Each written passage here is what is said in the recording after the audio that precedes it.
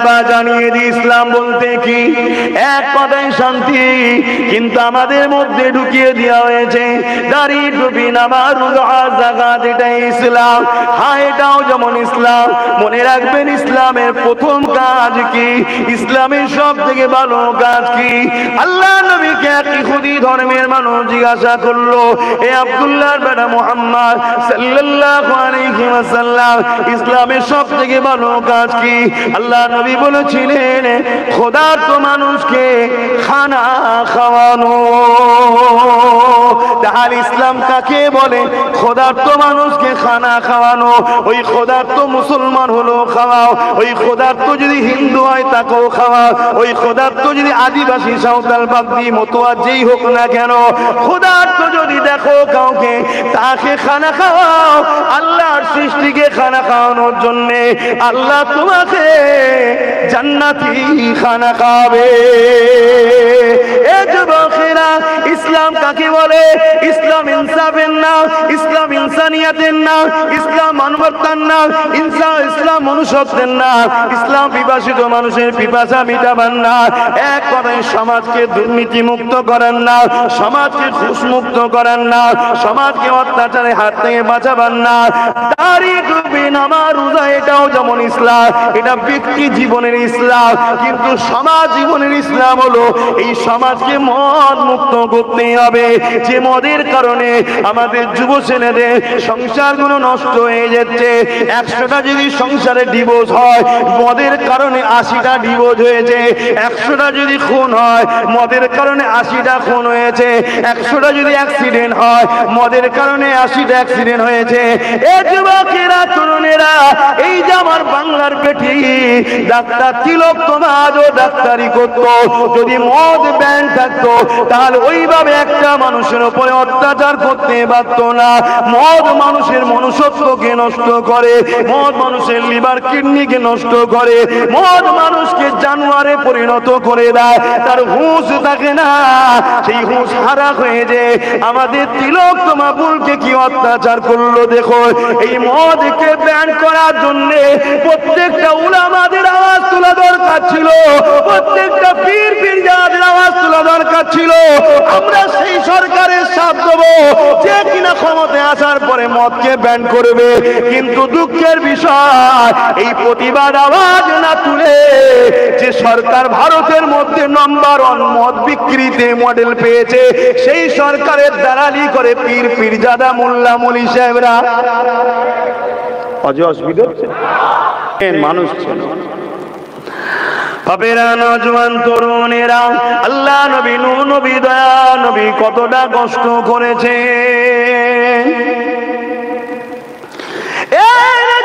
তরুণেরা, এই জমিনের উপরে মানুষগুলোকে মক্কার বাজারে তুলে ওখানে মেলার সময় নিলামে তোলা হতো, ধনীরা এসে খরিদ করে নিয়ে যেত।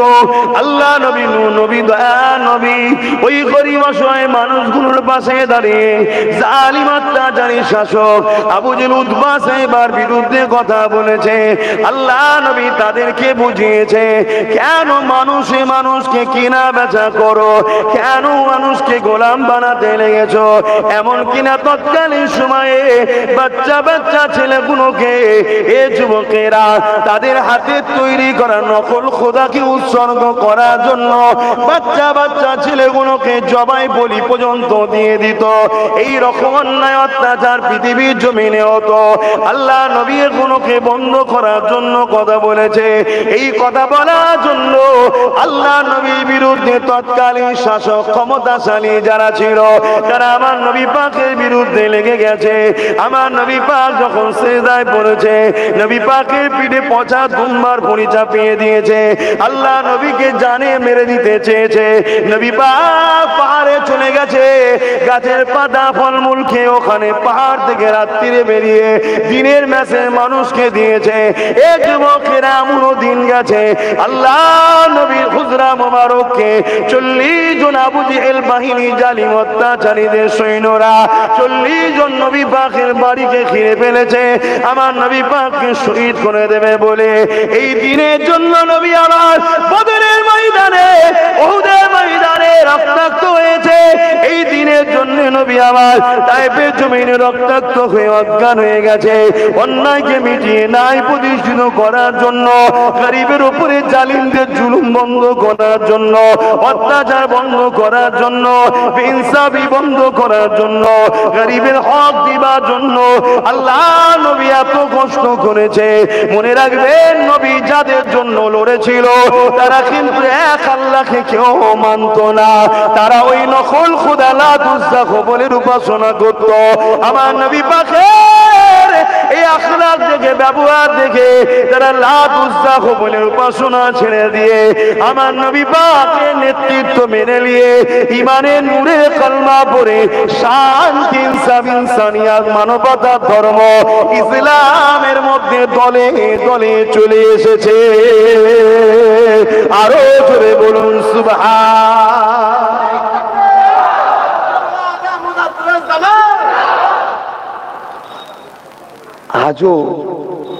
আজও যারা মানুষের গোলাম বানিয়ে রাখতে চায়, মানুষকে অত্যাচার করতে চায়, মানুষের বেটিগুলোকে রেপ করতে চায়, মানুষকে তার অধিকার থেকে বঞ্চিত করতে চায়, আজও যারা সমাজের বুকে কুসংস্কারের বিস্তার করতে চায়, তারা আজও চাইছে, রসুলকে তো পাচ্ছে না, নবীর দিনটাকে মুছার চেষ্টা করছে। কেন?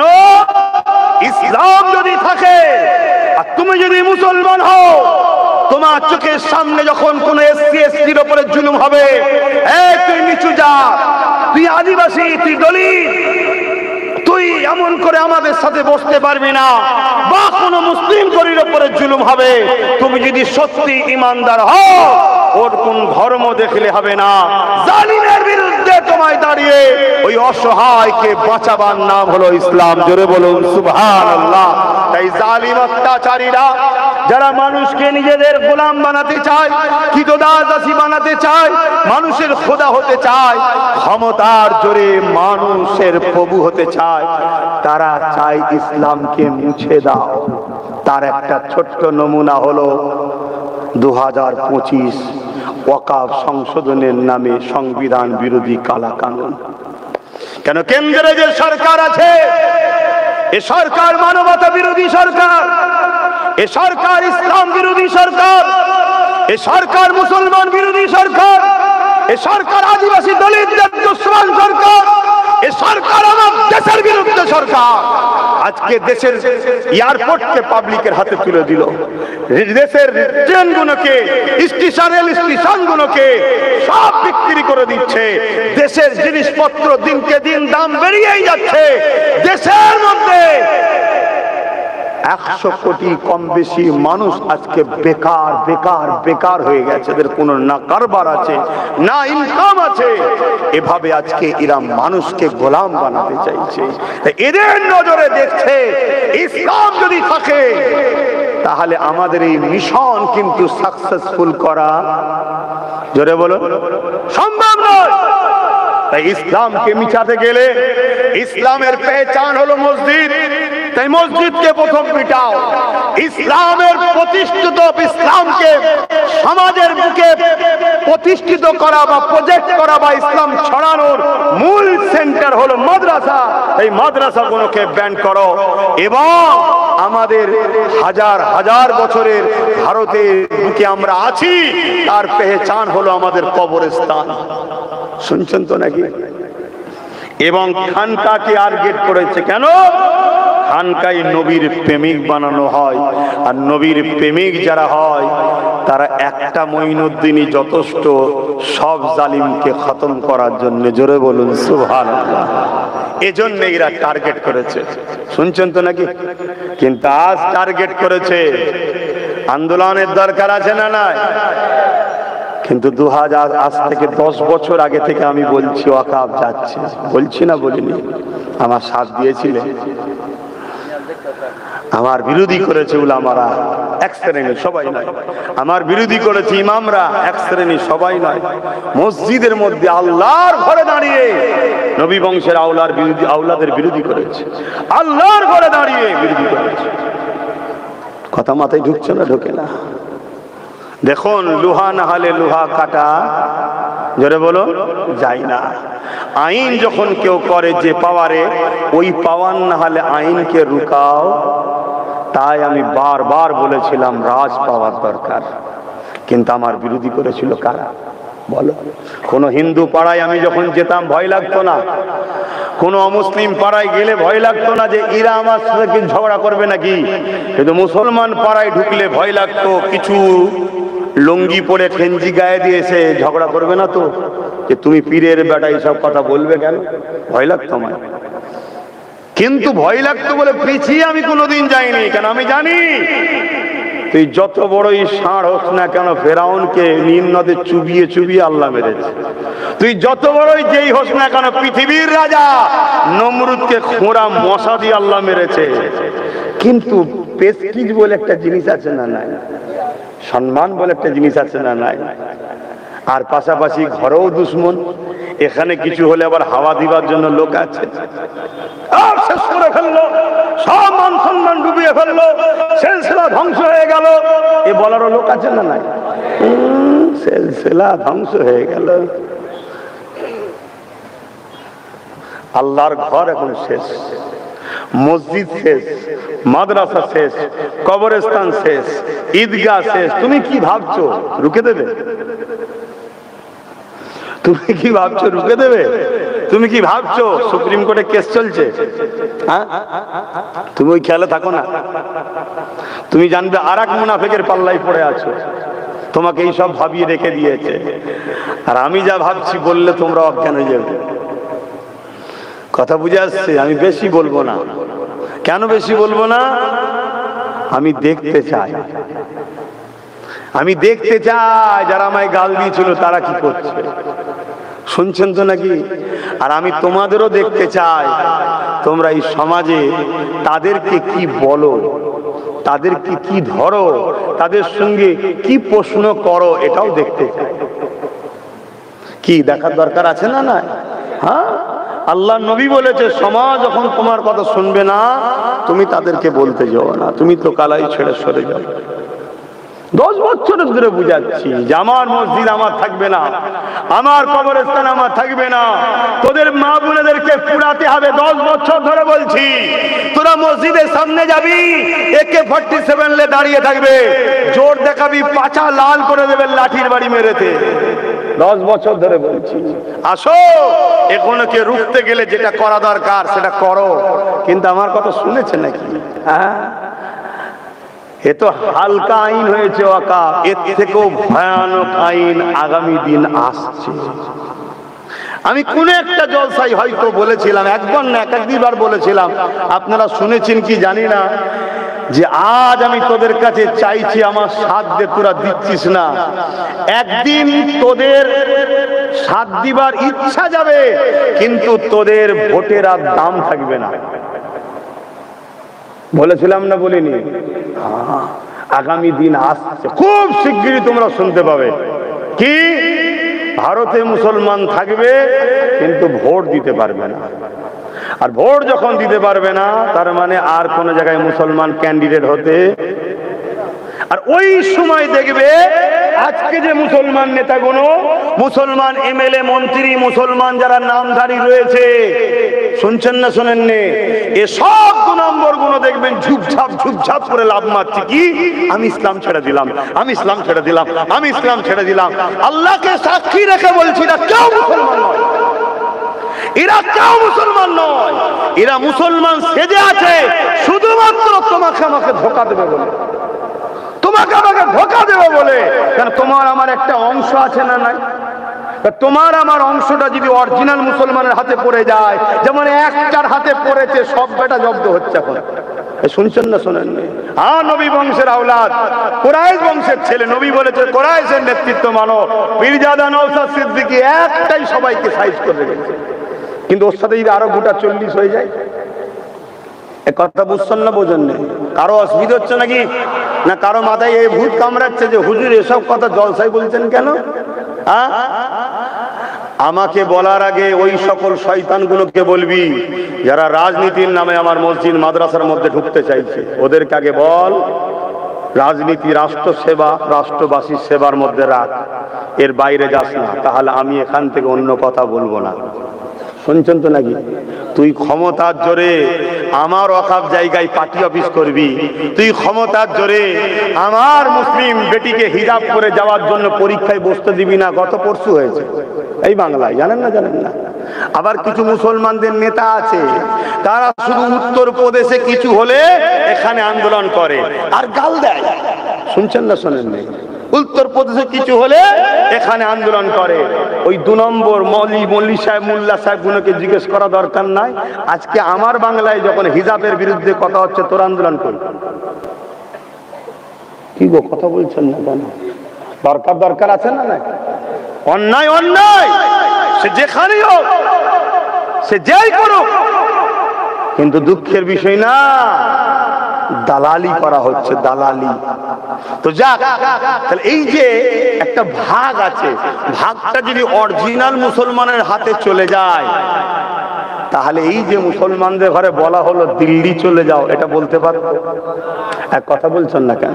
কিন্তু আমার দুঃখ ভাই, এটা বলবো কথা, দুঃখ, কলকাতায় ইমাম না কাদের সম্মেলন একটা হলো, আমি জানি না তারা কি ইমাম, আমি জানি না কেন অনেকে দেখছি হাফ প্যান্ট পরেও ঢুকছে, হাফ প্যান্ট পরা ইমাম, আবার মহিলা ইমাম দেখেছি। শুনছেন তো নাকি? তা এটা কাদের সমাবেশ আমি জানি না, কিন্তু হেডিংয়ে দেখেছিলাম ইমামদের নাকি এটা কি সম্মেলন।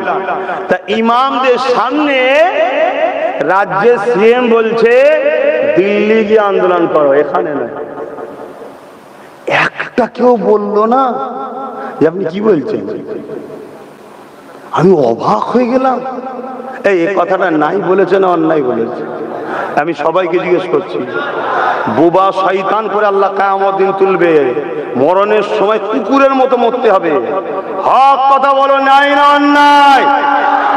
তাহলে এত বড় একটা অন্যায় কথা, সংবিধান বিরোধী কথা, আমার মসজিদ মাদ্রাসা, আমার কবরস্থান, আমার ধর্মীয় ঐতিহ্যকে আমি বাঁচাবার জন্য চিল্লাতে পারবো না, এখানে দিল্লি চলে যাও, এত বড় কথা বলছে ইমাম মৌলী সাহেবদের সামনে, একটা কেউ বললো না। রাজ্যের সিএম বলেছে, এটা তো দুঃখ, অবশ্যই দুঃখ, কিন্তু এই দুঃখটা আমার অতটা নয়। কেন? তো আমি আগে থেকে জানি এই ইসলামের দুশ্মন, আমি আগে থেকে জানি। আপনারা হয়তো নাও জানতে পারেন, আমি জানি ইসলামের দুশ্মন, তাই আমি 1 মিনিট ভাই ফোনটা তুলছি। দরুদ শরীফ